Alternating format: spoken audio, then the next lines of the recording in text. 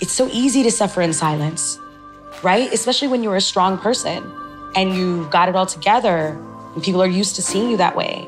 And so removing that wall to be vulnerable in a space where now everyone is expected you to rise to this wonderful occasion and you are going to kill it and you're going to be the best. And there's days that you just like, I don't feel the best.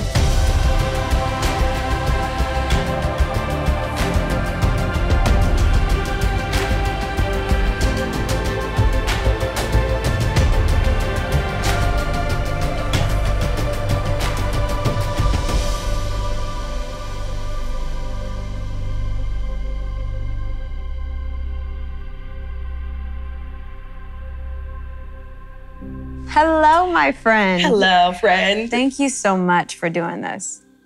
Where else? Where else do I want to be other than having real conversations with real people? I so appreciate it. Thank you. You are undoubtedly one of the greatest voices I've heard. Greatest songwriters, greatest singer. You are in the entertainment industry. How did you know that that was a path that you wanted to pursue? You know, it's very interesting because I'll take it back to when I was 4 years old. I said I wanted to be a singing nurse. And this was a title and an occupation that I had created at 4 years old and always was told throughout my life, you know, when you were young, you said you wanted to be a singing nurse. Yeah. And I was used to laugh it off. I was used to laugh it off. And so I'm from Toronto too. Growing up in Toronto, the idea of Hollywood and, you know, fame and superstardom, it seemed like a very American thing. Yeah. You know, as much Canadian talent, the industry is not very big up there. So when I finally got a little taste of what it could be, as far as getting the opportunity to go to a recording studio for the first time, because I had always loved to sing. Like everyone knew from a young age, Melanie sings. That's what she does. That's what I do. That's who I am. And my introduction to getting into a recording studio gave me my first taste of what it's like to make music. Yeah. And then I understood there's people out there that do this. There's a business. There's something that's going on. And I kind of just took the steps to do that. And I fumbled along the way. I was, as a teenager, tried the girl group thing. Yeah. And I had never thought about myself as a group artist. Yeah. But the opportunity presented itself. And so I gave it a shot. And I learned a lot. But I also realized that I had to find my own voice. And so that's kind of what took me to continue going across the border. And then I realized that there were people for me to work with and there was steps and relationships I was making that could take me there. Yeah. And I started to feel my 4-year-old self come alive. And she was like, yes, we want to sing, we want to sing. And then I realized the reach of music is greater than just music. Ooh. Can you expound on that a little bit? Music is a universal language. And as cliche as we've heard this, but what I've experienced through my journey in music is understanding the power of my voice in general, what I speak, who I speak to, the words I choose, my thoughts, and who's listening. And I've seen women and people come to me and say, your song helped me get through XYZ. Yeah. And so because of that, I started to understand that my voice needed to be used for many different things, many different purposes. And it became more than music. And it became a responsibility. And it became being mindful of what I do and how I protect my energy and my gifting as well. Yeah. And it's bigger than you. 100%. Way bigger than you. 100%. You just went through a huge transition. Another one. Another one. Let me flip the pages of how many transitions Literally, in my life. Another transition. You just had a beautiful baby girl. I did. So not only you are a mom of one, now you're a mom of two. Yes. What was that transition like? And what is it like now? I mean, you're still in it. Oh yeah, I'm still first trimester. I'm still what they call the fourth trimester. I beg your pardon. My brain. I love being a mom. It's the best job I've ever had. I have a 6-year-old and now I have a 3-month-old. And it was interesting because I was very content with having one child.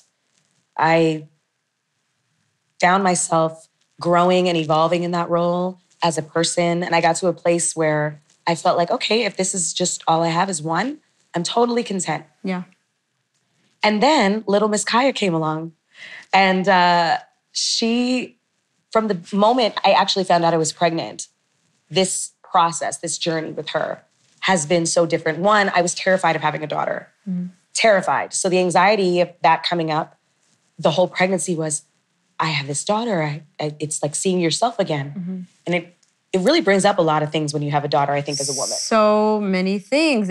So many things. As you keep know. going. Yes. As you know. And so the whole journey to her was about surrender. And so when she came and I'm now going from having a 5-year-old at the time to having a newborn, getting out of the groove of being with an older child who's independent and can do things for themselves, and then going back into the newborn phase of no sleep, be on demand, breast pump, feeding, all these things. All the things that really, truly fall on the mom. Yes. You know, and I really was shocked in the beginning because it's overnight, right? It's like, literally, I mean, from you're pregnant and then the next day you are a mom.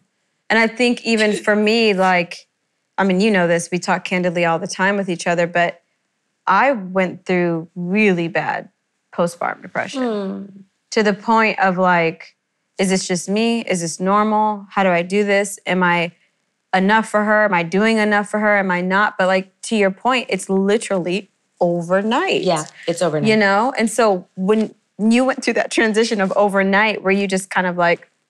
Yeah, like it was jarring again. Yeah. And then I keep going back to this place of, was it this hard with my first? How was I with my first? You don't, it goes, you forget. And then you have to remind yourself, everything is temporary. And I try to tell myself that all the time. Everything is temporary. What you're feeling right now is temporary. It's okay. Things get better even when they're hard. And I said this to you off camera. Every day, it's like 1 second away from tears. And that's a weird feeling for me because I do the work and I'm aware, but I also am giving myself grace to feel all the things that it is, from exhaustion to physical changes to having to show up for now a child and a husband and now a daughter. And so practicing the grace in that every day is an emotional process. Yeah. And so I just do my best, you know? I do my best and I remind myself, your best looks different on any given day. And that's what I've been leading with. Yeah, you just recently, and I'm going to read it, posted something that I know resonated not only with me, but I know it resonated with a lot of people. My cousin literally reached out to me and was like, oh my God, Melanie's post, this is literally exactly how I feel. She just had a second child and she just feels like she's underwater. You said in one of the lines, I have learned to redefine my success as a mother, not based on what I do for my children, but on how I show up as my highest self. Please elaborate on that. Because I think it's important for us to stay here for a bit because, and I can get emotional about it, because as a mom, you want to give everything that you have. But sometimes you feel like, oh my God, do I have enough to give? Am I giving enough? Are you learning the things that you need to learn? Are you doing what you need? Do you feel the love? Do you not feel neglect? You know what I mean? But even for me, reading that piece of just showing up for what's full for Natalie and who Natalie is, it just resonated and it comforted me because this is what it's about. It's about us being the way that we need to be for them. 100%. They don't know necessarily what they need or what they don't need or whatever, but because we put all of this outside pressure on ourselves as a mom and just wanting to be the best for our kids, which is a great reward and the biggest blessing, but that weight of not feeling like it could be enough. That word. That word. How did you get there? You know, I'm still learning how to get there. Going back into having a new baby again is teaching me, is reset everything. And going through the process again of, am I doing enough? Did I make enough milk today? Did she get enough sleep? Why is she breathing like that? Did I do something wrong? And this is my second time and I still feel that way. Yeah. And so I feel like the pressure that we can put on ourselves. I think maybe coming from a background of, I have a mom who's keeps standards very high. She's a disciplined woman. She's such a strong personality. And growing up with that type of influence and example, I think causes you to be a certain way. And so just like her, I want to be the best. I want to show up for my family in the best ways. But I realize that if I am depleted, my children will never get the best parts of me. Yeah. And so I think it's so important for women to give themselves permission to say, I don't need to suffer through this process. What do I need to heal myself through this process? Because I say a well woman is a well mother. And your children need to see you well. That's good. That's the most important thing. When you think back about all the things, like I want my daughter to look at me and say, my mom was happy, right? My mom was happy and she was fulfilled, you know? And that's also another thing I think when it comes to being working moms. Yes. You know, there's a lot of guilt. And I always say this, like, there's no such thing as dad guilt. Dads go to work. That's facts. You know, not saying that they don't feel it. Yeah, sure. But meaning there's not a notion in the world that it's always the mom guilt, which is real and prevalent. Totally. But at the same time, I think we can change the narrative of how we project guilt onto our children. Of course, we want to be with our kids 24 hours a day, but we also need our children to see us being our full, authentic selves. Yeah. It gives them permission to be their full, authentic selves, and it makes them respect us for not just being mom, but for being Natalie and Melanie. Yeah. And I think that that is so important. Yeah. You know, like, I mean, through the pandemic, it's been funny, but it kind of like, it's a little triggering for me because my son is like, yeah, mom, remember when you used to be a singer? And I'm like, oh. Yeah. Like, I'm always You're like, a singer, wait, buddy. Hold up, what? Yeah, because he's seen me in the house so much and I haven't been traveling. You know, and it's funny because kids will see that and they'll just say things. So does that rock with your identity a bit? Because I think it's important to kind of park there for a second, because I think even for me, you know, having Mae Jones, I'm like, wait, can I still, you know, do the things that I feel like I'm called to do? Can I still fulfill my purpose? And there's such a negative connotation that when you have kids, maybe your career's on the back burner. Do you feel like that's something that you've experienced, or do you feel like you're trying to find the dance of finding the new order? When you're in the public eye and you're on social media and you read people's comments and you can't help but people say, oh, she used to be this, or it's like, now she's just I had somebody say that I gave up music to be a mom. And I was like, ooh, not true. But if that's what you think, I'm not here to argue. And, and it is what it is. I know my truth, right? And it is a little bit difficult when you are known for a particular identity of self. Yeah. You know, I definitely have experienced first of all, I've experienced the planting seeds that have been planted in women for years and centuries that once a woman has a child, it's over for her career, especially in music. Yes. I've heard the people, men specifically, even women in the music industry, say things about women. Oh, well, she's going to have a baby now and we don't know. And they judge you and they project these things on you. And it's like, I'm allowed to find my way through it. Yes. I'm allowed to decide what my work-life balance looks like. And it might not be the way you would like it to be, but it's the way I need it to be. And I think that that's what more women have to be able to do as mothers. Say, this works for me. And it might shift, you know? Right now, and we were talking about this too, I am getting ready to go back out on the road for the first time in 2 years, you know, pandemic and then pregnancy and now having a baby. And I remember with my first son, I was so nervous to leave him. So nervous. I was so nervous to go out back on the road and I don't want to leave. And this one, I was like, when can we go back out on the road? What was the difference? The difference is I knew that it would be okay. I know that it's going to be okay. The first time you don't know, just like you were saying, are you getting enough? Are you learning enough? Are you getting the things that you need to know? In the end, you start to realize it all works out. It really does if you're doing your best. Yeah. And you have the right intention behind how you're raising your children and what you want your children to learn from you and see from you. Yeah. And so this time was like, don't be scared. So even though the date is quickly approaching and I'm like, oh my gosh, it's approaching so fast, this time is flying. I'm still also like, it's going to be okay. Yeah. Rise to the occasion. Do your best. Where do you think that fear derives from? What is that root of that fear of just the uncertainty?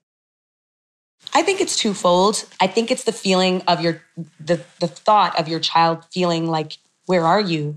You left, you know? As a child, especially if you're a mom, if you're the source of food for your mom, for your children, you feel like, oh, I can't take a day and I have to be there and the bonding and the, you know, there's that. There's that. But then there's also, and this just could be the person I am, it's the feeling of having to relinquish control.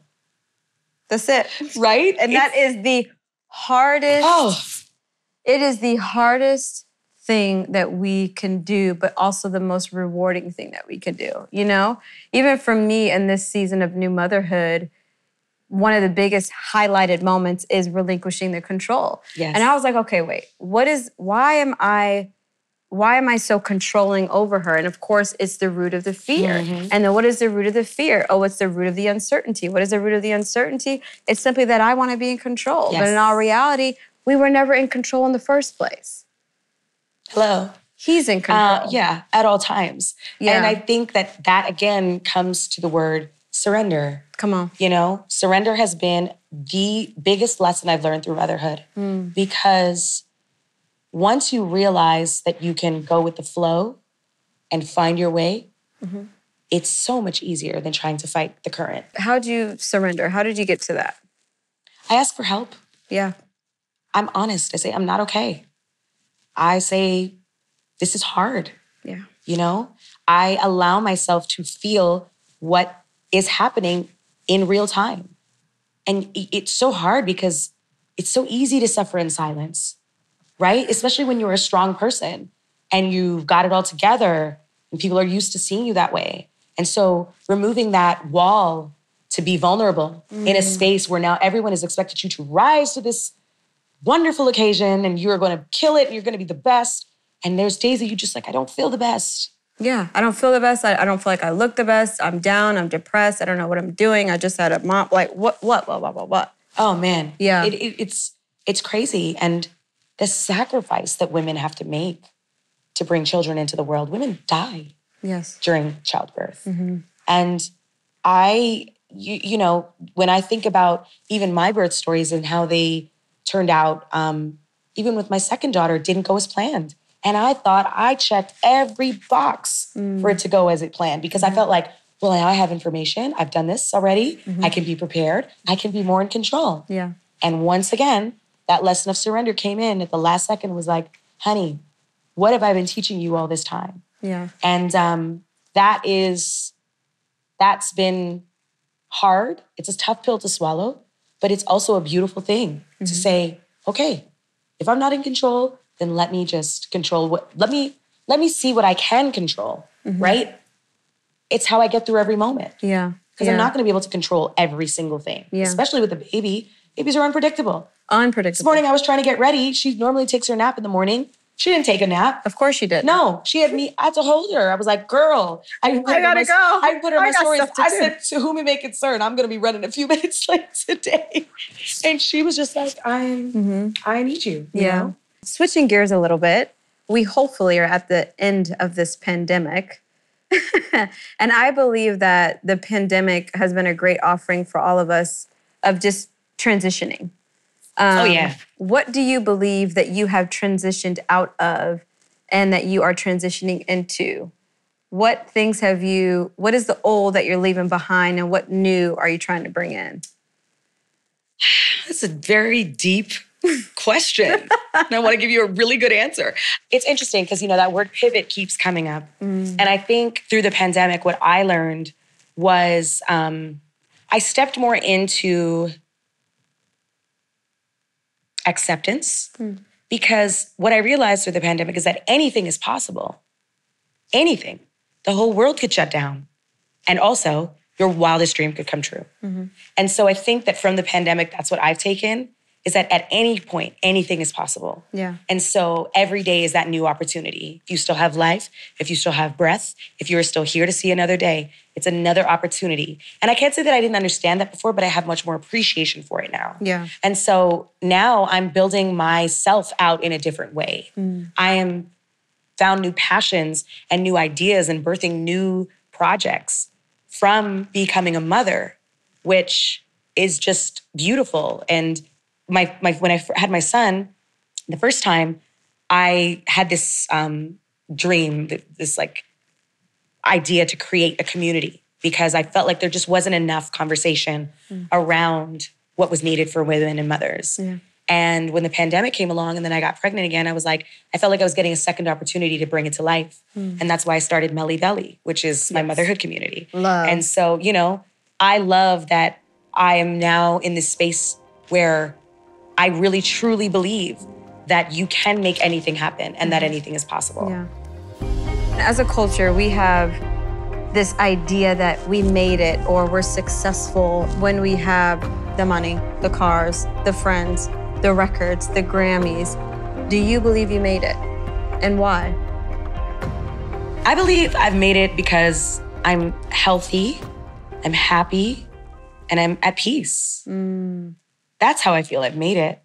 I have love in my life. I have support. Of course, it's nice to feel accomplished in your professional life and have people value those things for you. And of course, I value those. I worked hard for them. But my greatest making it comes from knowing that I have love and happiness in my life. Yeah. I feel happy with my life and who I am and who I've become and who I'm becoming. Who do you think you are and who do you believe you're becoming? Who do you think? I was like, as soon as I hear lyrics of a song, I just want to sing the song. Who do I think I am? You could sing and give it to us, please. I think that I am, especially right now, I think I'm a student again. I think I'm a student. If you'd have asked me 3 years ago, I'd have said, yes, I know exactly who I am. Today, I am learning myself again. And I'm learning a new version of myself. And I'm learning to apply the things that I've acquired in my toolbox of well-being and emotional stability and mental health to learn, apply to this version of myself and to grow. If we read Melanie Fiona's biography and it was chapter-based, what chapter would we be in right now? We're in cocoon phase. We're in the cocoon, emerging to butterfly. We're in metamorphosis. I feel that I am the most woman I've ever been, being a mother of two now, going through many ups and downs professionally, married, still being someone's daughter, sister, friend. But I feel like I am evolving into a greater entity of self. Not just a brand, an entity, and of self and who I am and what my purpose is here for while I'm here. What does that look like on a daily basis of how to even discover who you are, how to discover your purpose? I think it's realizing that some of the things that you once needed or depended on, they don't serve you the same way they used to. That's good. And you can let that go. I think it's honoring that you're not the same person you were a few years ago that you are today, and that's okay. Maybe you're not where you might want to be, but you're right where you are, and that's fine. It's all a journey. And I think that it's listening to, I know when I'm straying from my purpose because the universe, God will just literally just be like, hey, don't forget. Remember that little sign that you just thought was like, oh, no, I'm telling you. And every time I feel like I ignore that, I get reminded. Don't lose focus. Don't lose what it is you're supposed to be doing. And don't also be distracted by anything else or anyone else and what they're doing either. Because that's, we live in a world right now where everybody's always doing something and everybody's always so busy and, the fear of not keeping up or catching up. And it's just crazy. And something that I have learned, two things is like what is for you and your direction is more important than your speed. Yeah. Ooh. Take those small steps every day. Yeah. And it looks different every day. That's really, really good. Lastly, here at Buttah, we would love to know. Of course, we know that all of the good vitamin C's, the oils and the serums, and the way that you take care of your skin externally. How do you take care of your being internally? Ooh. I practice gratitude. And there's a difference between, I had this conversation with a girlfriend of mine the other day. There's a difference between passive gratitude and active gratitude, right? It's easy to walk around and be like, I'm grateful. I'm grateful. I'm grateful inside. And of course I'm grateful. There's another thing to actively take a moment to express your gratitude for the smallest things. When you realize that your legs take you from A to B every day. When you realize that you got up and you have another opportunity to go fulfill your purpose. And so gratitude is something that I really do keep as a pillar of my life and a foundation for me. You know, good. For all of it, even the hard days, is that appreciating all of it it's just different pieces to make one big, beautiful puzzle of what life is truly meant to be. And so it's gratitude. That's good. What's next? I've got so many projects. I'm building out my motherhood community, which I'm very, very excited about. I'm getting ready to go back out on the road. I'm raising a daughter. I'm writing a book. I'm doing all the things. I've tweeted this before. I'm doing all the things my unhealed self told me I couldn't. Ooh. Yeah. Because there's been a lot of healing. A lot of healing in the last few years of my life. I've experienced success. I've experienced loss. And it's really showed me the strength of my character. And it reminds me that do all the things. Do all the things. Do all the hard things. Do all the fun things. Do all the things. So yeah, I'm going to do all the things. Come on. Beautiful. Thank you so much. Thank you. Thank you for sitting down and just sharing the most rawest parts of yourself. Thank you. So good.